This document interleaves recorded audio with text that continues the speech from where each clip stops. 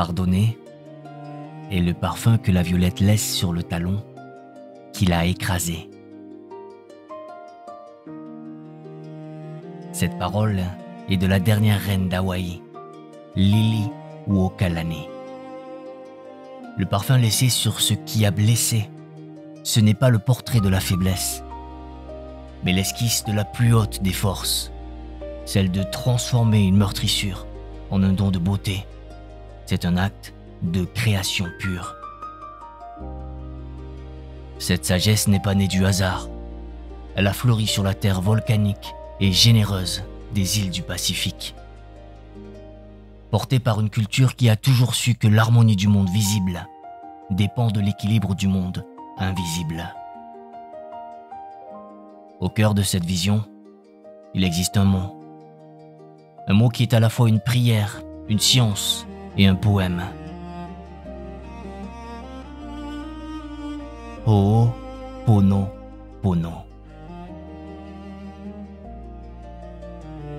Écoutez sa musique. Ho'oponopono. Sa traduction littérale est une promesse. Rendre droit, remettre en ordre, corriger ce qui fut brisé. Durant les prochaines minutes, nous allons cheminer ensemble au cœur de ce trésor hawaïen. Bien plus qu'une simple méthode, Ho'oponopono est une philosophie du souffle, une vision du monde qui nous murmure une vérité essentielle. La paix que vous cherchez dans le monde ne peut naître qu'au creux de vous-même. Notre voyage se fera en plusieurs étapes. Comme l'on explore les différentes facettes d'un diamant, chaque étape sera un monde en soi, clair et autonome, vous offrant une parcelle de cette lumière.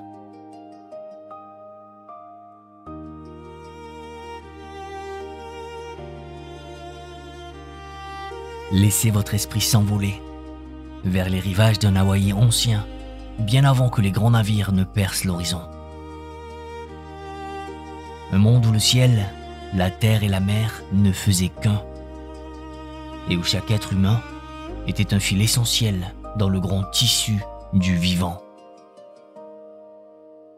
Dans ce monde, la communauté, la ohana, ce mot qui désigne la famille élargie jusqu'aux confins du clan, n'était pas un simple confort social, mais la condition même de la survie. L'harmonie du groupe était le bien le plus précieux, car on savait que la force de chaque individu dépendait de la santé du tout. Le bien-être de l'un était le souffle de tous. Et lorsque ce souffle venait à manquer, lorsqu'une discorde, une maladie ou un malheur venait déchirer ce tissu sacré, on ne cherchait pas de remède isolé. On pratiquait Ho'oponopono. Mais comprenez bien, ce n'était pas, comme aujourd'hui, une quête solitaire. C'était un rituel profondément communautaire, une cérémonie du cœur, orchestrée par un Kauna Lapau, le prêtre guérisseur, l'aîné sage, qui était le gardien de l'équilibre. Imaginez la scène. Le kahuna rassemblait la famille dans un lieu sacré. Il ne venait pas en juge, mais en tisserand patient. Le but n'était pas de punir, mais de réparer. Alors la parole était donnée. Chacun, à son tour, était invité à déposer ses mots au centre du cercle. Ses griefs, ses peines, sa vérité, sa part d'ombre.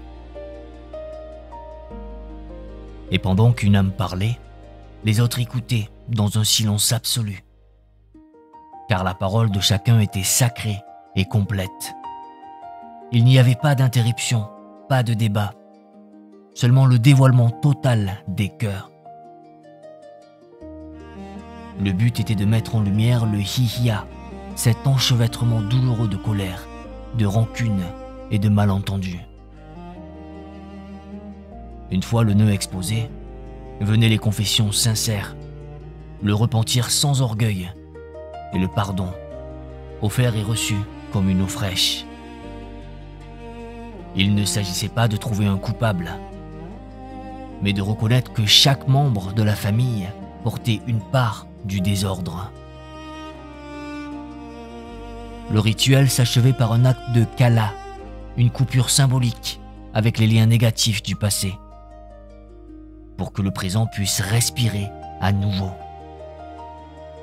Puis, tous partageaient un repas. Une prière en action, nommée Pulé, scellant la réconciliation et le retour de l'harmonie. Ce Ho'oponopono des origines nous lègue une vérité fondamentale, d'une simplicité lumineuse. Un problème n'est jamais la chose d'un seul homme ou d'une seule femme. C'est un nœud relationnel qui affecte l'ensemble du filet.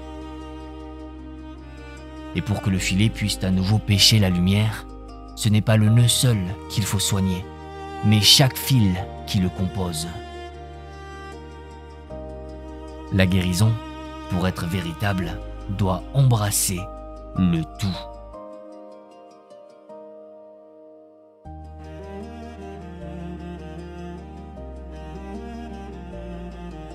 Le temps a passé et le monde a changé.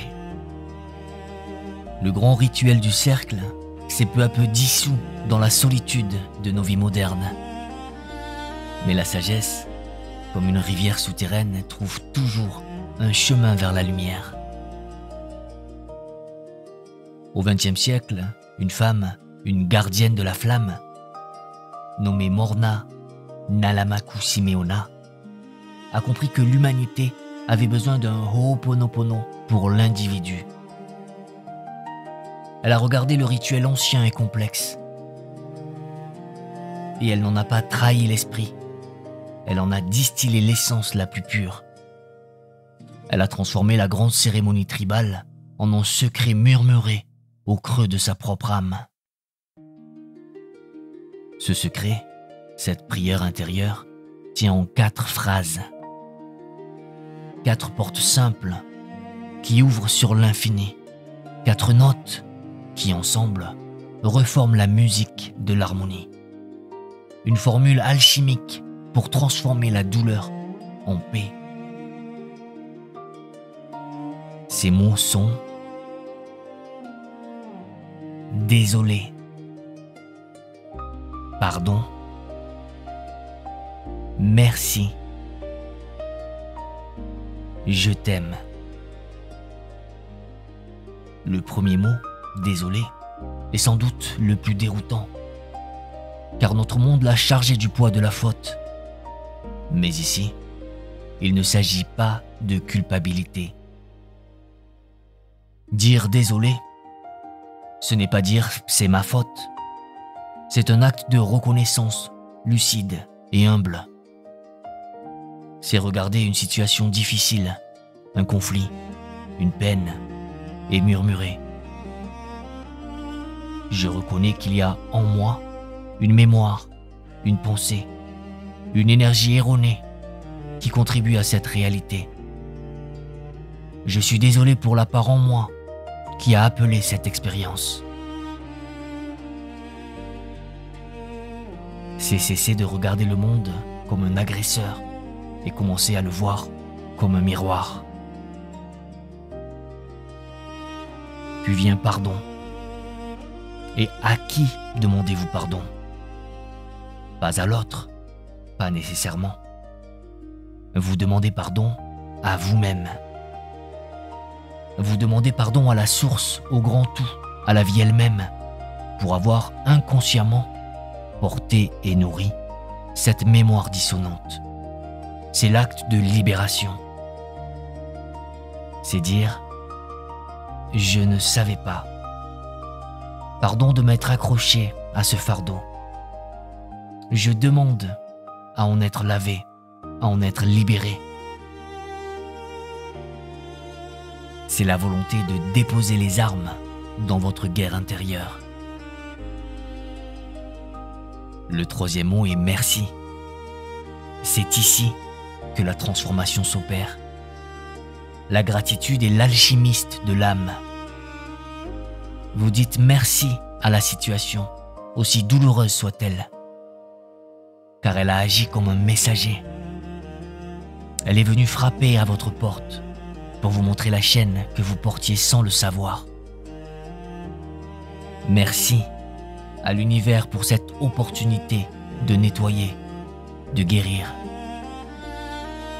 La gratitude vous arrache à la posture de la victime et vous rend votre pouvoir. C'est l'antidote à la plainte. Et enfin, le souffle final, la force qui guérit tout. Je t'aime. Ce n'est pas l'amour romantique ou conditionnel. C'est l'énergie la plus fondamentale de l'univers.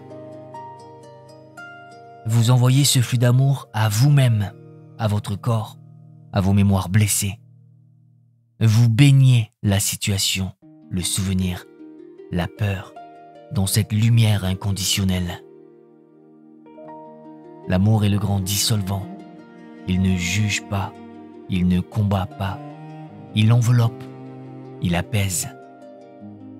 Et il ramène tout à ce que les Hawaïens appellent l'état zéro. L'état de pureté originelle où tout redevient possible. Désolé. Pardon, merci, je t'aime. Le chemin du retour à la paix en 4 pas.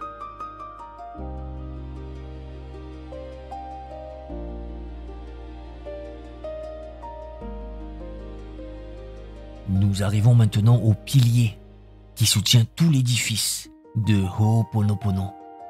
C'est le cœur de la montagne, le courant profond sous la surface de l'océan. Et ce pilier est une parole qui, au premier abord, peut sembler écrasante, presque injuste.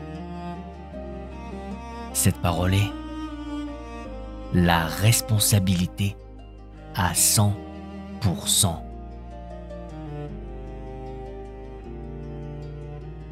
Avant même d'aller plus loin, laissez-moi vous dire tout de suite ce que cette responsabilité n'est pas.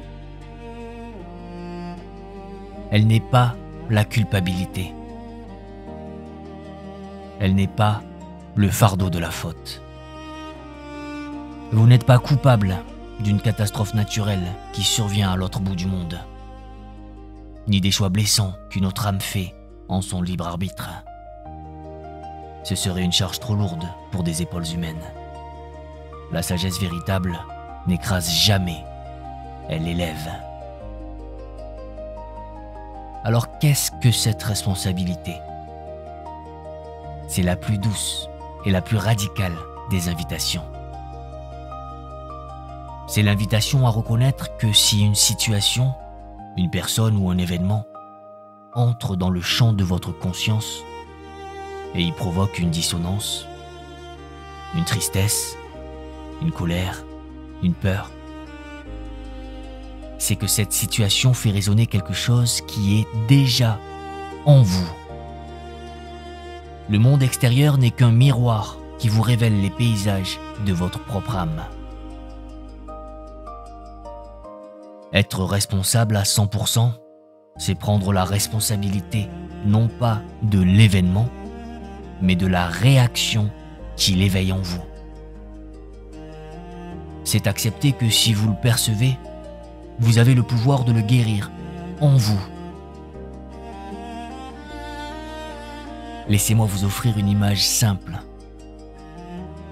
Imaginez un manager qui ressent une irritation grandissante jour après jour face à un collaborateur qui arrive systématiquement en retard. La voix habituelle, celle du monde, murmure à son oreille. C'est sa faute. Il est irrespectueux, il manque de professionnalisme. C'est une vision qui place tout le pouvoir et tout le problème à l'extérieur. Le manager est alors une victime. attendant que l'autre change pour trouver la paix. Mais la sagesse de Ho'oponopono pose une question silencieuse, une question tournée vers l'intérieur. Qu'est-ce qui, en moi, réagit si puissamment à ce retard? Quelle mémoire d'impatience vit en moi? Quelle blessure liée au manque de respect est activée? Quelle partie de moi a ce besoin absolu de contrôle sur le temps et sur les autres? Voyez-vous le basculement? Le travail n'est plus sur l'autre, il est en soi. En récitant « Désolé »,« Pardon »,« Merci »,« Je t'aime », le manager ne cherche pas à rendre son collaborateur ponctuel. Il cherche à nettoyer en lui la mémoire douloureuse que ce retard vint simplement éclairer. Le but n'est pas de changer le monde, mais de trouver la paix en soi, malgré le monde. Cette posture peut sembler un fardeau, mais je vous le dis, c'est le contraire d'un fardeau. C'est la liberté ultime. Car si vous êtes 100% responsable de votre expérience intérieure, alors vous détenez 100% du pouvoir de la transformer. Vous n'êtes plus une feuille emportée par le vent des circonstances. Vous devenez le gardien conscient de votre jardin intérieur, capable d'accueillir chaque événement, non comme une agression, mais comme une opportunité de guérison.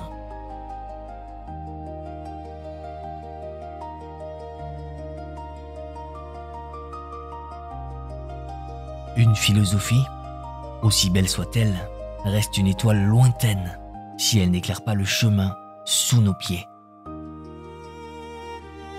Alors comment cette sagesse ancienne respire-t-elle dans les moments simples et parfois difficiles de votre vie? Comment utiliser cette clé pour ouvrir les portes closes de votre quotidien? Pensez à ces instants où une vague de peur vous submerge. Peut-être juste avant de prendre la parole en public ou face à une décision importante. Votre cœur bat dans votre gorge, vos mains sont moites. Votre premier réflexe est souvent de combattre cette peur, de la repousser, de lui faire la guerre. Ho'oponopono vous invite à faire le contraire. Accueillez-la comme un messager fatigué qui frappe à votre porte. Puis, en silence, tournez-vous vers l'intérieur et adressez-vous à la source de cette peur en vous. Murmurez « Désolé »,« Pardon »,« Merci »,« Je t'aime ». Vous ne parlez pas à la présentation ou à l'événement futur. Vous parlez à la mémoire de la peur ancestrale qui s'est réveillée en vous. Vous ne cherchez pas à l'anéantir, vous cherchez à la guérir par l'amour. Pensez maintenant à ces relations blessées, à cette vieille rancune envers un ami, un parent. Cette blessure qui n'a jamais tout à fait cicatrisé. Le monde vous dirait peut-être de confronter, d'exiger des excuses. Ho'oponopono vous propose un travail plus silencieux, un dialogue intérieur, sans même avoir besoin de parler à l'autre personne. Vous pouvez commencer le nettoyage en vous. En regardant la douleur que ce souvenir provoque, vous dites « Désolé »,« Pardon »,« Merci »,« Je t'aime ». Vous nettoyez en vous les mémoires de trahison, les énergies de colère qui vous maintiennent liés à cette souffrance. En faisant cela, vous libérez la relation. Peut-être que l'autre changera de comportement, ou peut-être pas. Mais cela n'est plus la question. Le but premier, le seul trésor que vous cherchiez vraiment, était votre propre paix. Et que faire face aux frustrations les plus banales? Votre voiture qui tombe en panne au pire moment. Votre ordinateur qui refuse de s'allumer. La colère monte. La frustration vous consume. Au lieu de pester contre la machine, prenez une seule seconde. Appliquez au Ho'oponopono, non pas à la voiture, mais à l'irritation elle-même.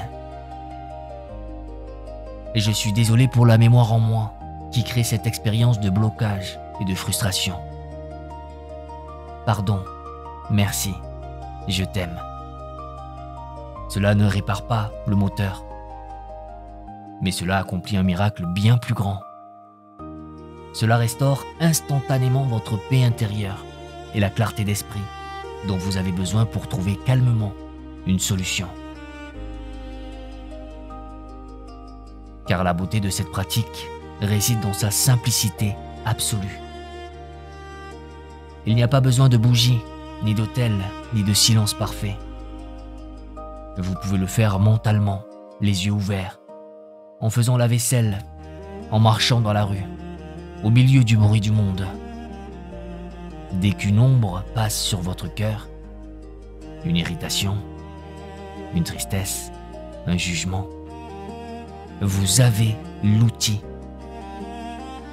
C'est un réflexe de nettoyage intérieur, un souffle qui lave l'âme à chaque instant.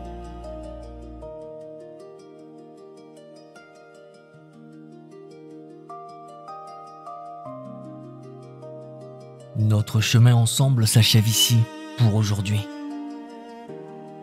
Nous avons voyagé depuis le cercle sacré des anciens Hawaïens, où la guérison était l'affaire de tous, jusqu'au sanctuaire silencieux de votre propre cœur, où la paix peut être cultivée par un seul. Nous sommes passés de la complexité d'une grande cérémonie à la simplicité presque désarmante de 4 mots qui, portés par l'intention, ont le pouvoir de tout changer. S'il vous plaît, souvenez-vous de ceci. Ho'oponopono n'est pas une baguette magique pour plier le monde extérieur à votre volonté. C'est un chemin sacré, un art patient pour cultiver le jardin de votre monde intérieur. Et c'est là que réside le plus grand des mystères. Car c'est bien souvent en mettant de l'ordre en soi, en nettoyant ses propres terres, que l'univers, comme par un doux reflet, se met à vous sourire d'une nouvelle manière. Alors, si vous ne deviez retenir qu'une seule chose de notre voyage, que ce soit celle-ci. La sagesse de Ho'oponopono nous enseigne que la paix n'est pas quelque chose que l'on trouve au bout d'une longue quête, mais quelque chose que l'on restaure en soi. Ce n'est pas une destination lointaine, mais notre état d'origine, simplement voilé par les brumes de nos mémoires. Chaque désolé, pardon, merci, je t'aime que vous murmurez est un pas sur le chemin du retour, un pas vers la maison.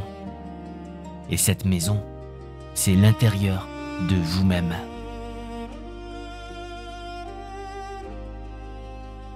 Pour votre temps, pour votre écoute si précieuse et pour l'ouverture de votre cœur, je vous remercie sincèrement. Je ne vous souhaite pas une vie sans épreuve, car c'est en elle que l'âme grandit. Mais je vous souhaite de trouver, en vous, la grâce et la paix infinie pour accueillir chaque vague et la transformer en écume de lumière. Mahalo.